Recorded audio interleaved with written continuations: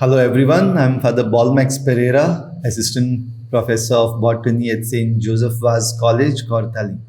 And today we are having this module for the Bachelor of Science third year students in Botany. Plant Ecology and Phytogeography is our course title today.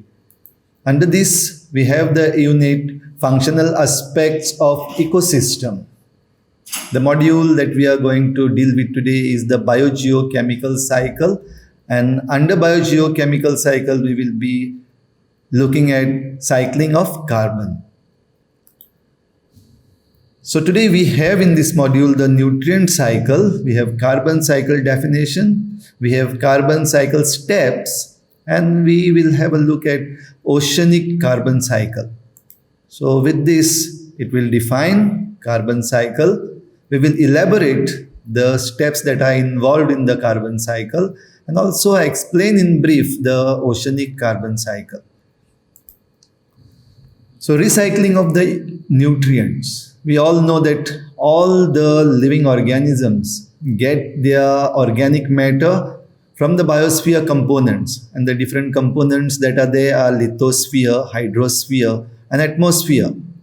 Now, from these components, the elements or the substances, which we can call as essential elements and inorganic substances, which are required by the organisms in bodybuilding and metabolism. So, metabolism of the cells will take place by using these essential elements and inorganic substances. And these substances or elements are referred to as biogeochemical, biogenetic nutrients. Now, these nutrients are of two types. There are some nutrients like carbon, nitrogen, phosphorus, which are required in large quantities, and they are called as macronutrients. Macro means large. And there are other components or other elements which are required in small quantities like boron, copper, zinc, molybdenum. They are called as micronutrients. In the picture over here, you can see there are different elements that are being taken in and which go out, and they keep cycling. There are microorganisms present for decomposition. There is a requirement of respiration where carbon dioxide is taken in and oxygen is given out, and carbon is turned into the building blocks of the organism. So even in the weathered rocks or even in the oceans, we have carbon or we have these nutrients. Nutrients are either used by the plants or they are just lost into the system. So this cycle where the exchange of materials happens between the living and non-living components of the biosphere, this is called as the biogeochemical cycle, or simply it is called as nutrient cycling. So the nutrients keep cycling from the atmosphere to the organisms and from organisms to the biosphere. So carbon cycle, here we will go in the details of the carbon cycle. So carbon, first of all, what is the source and what is the importance of carbon? As we have already said, carbon is the essential constituent of all major organic compounds of the protoplasm. That is, in protoplasm we have carbohydrates, we have fats, we have nucleic acids, and all these components or compounds will be having carbon as their base, and that is why carbon is called as the basic block of life, that is organic. So life comes from organic matter, and the basic block of this life is carbon. So that is the importance of carbon in our life and in the entire ecosystem. So the source of carbon is the major reservoir of carbon in the biosphere is atmosphere. You have carbon in the atmosphere.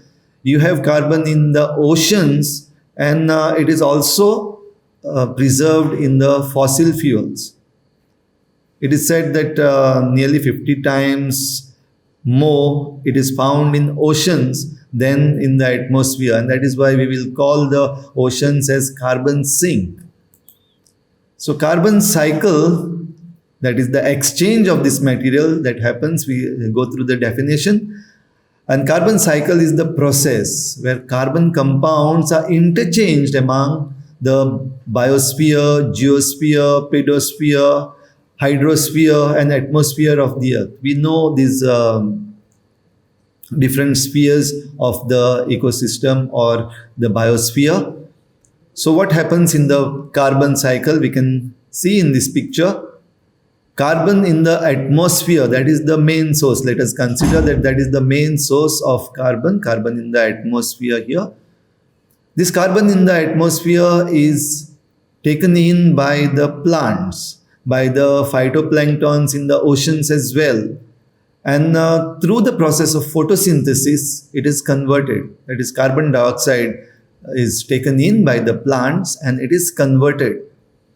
And by transforming it, we get the biomass. That is the growth in the plants. The plants grow, the plants build their bodies.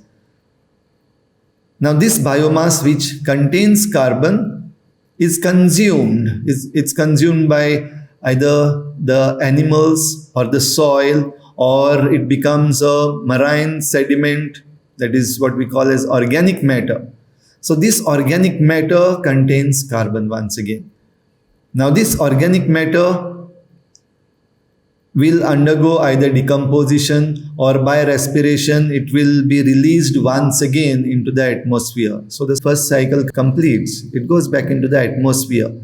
Or the same organic matter, by the pressure, temperature and other factors, it can undergo lithification. That means it becomes sediments or it becomes rock type.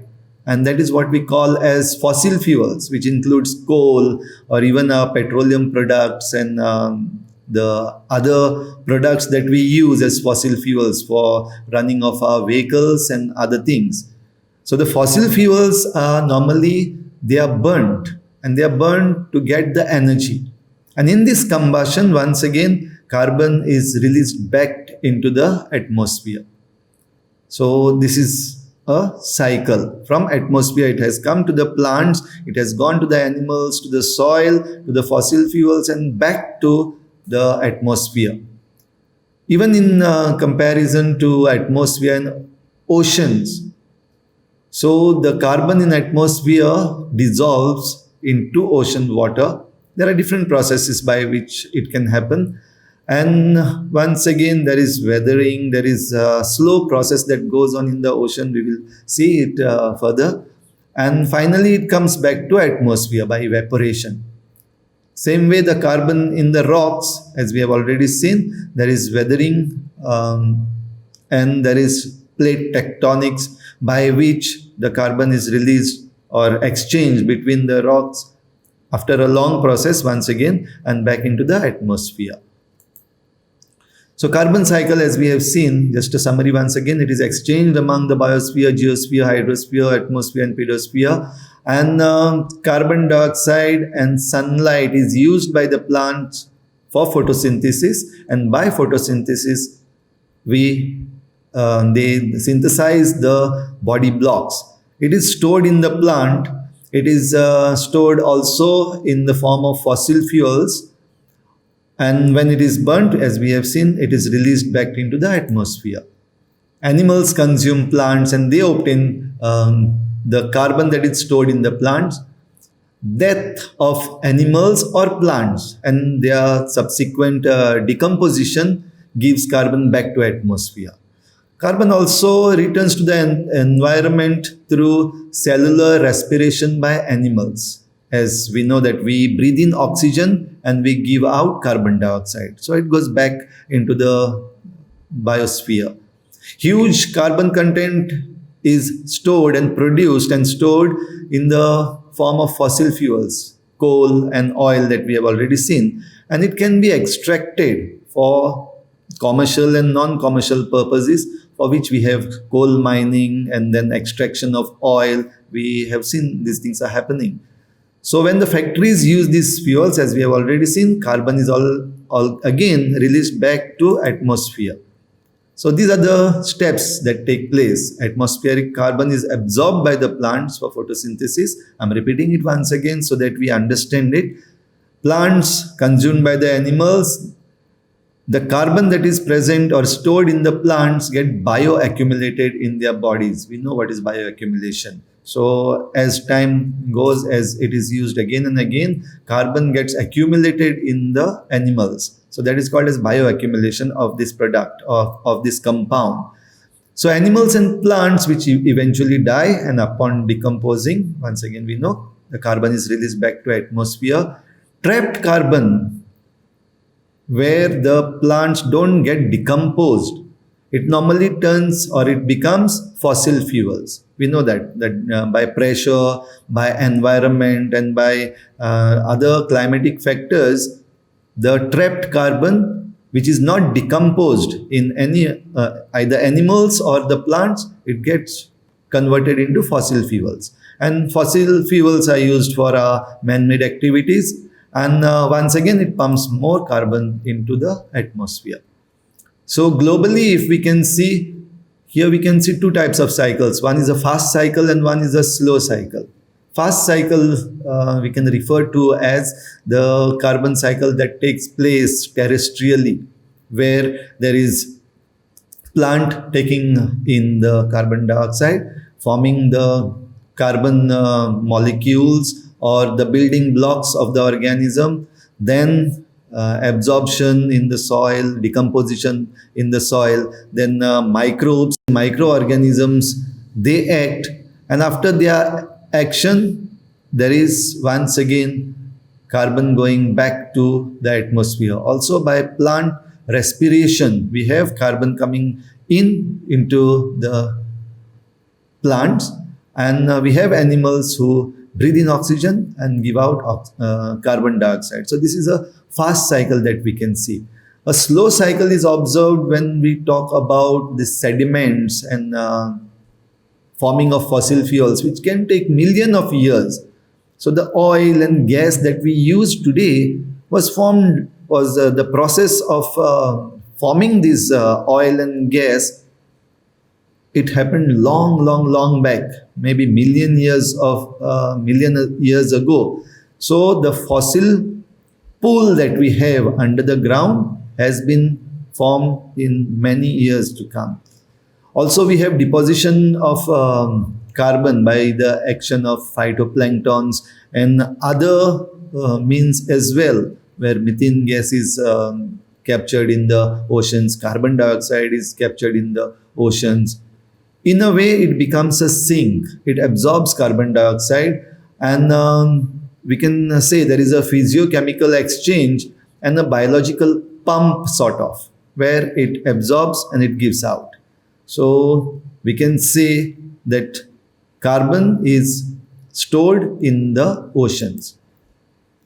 So in the oceanic carbon cycle, we can see that ecologically, ocean takes more carbon than it gives out.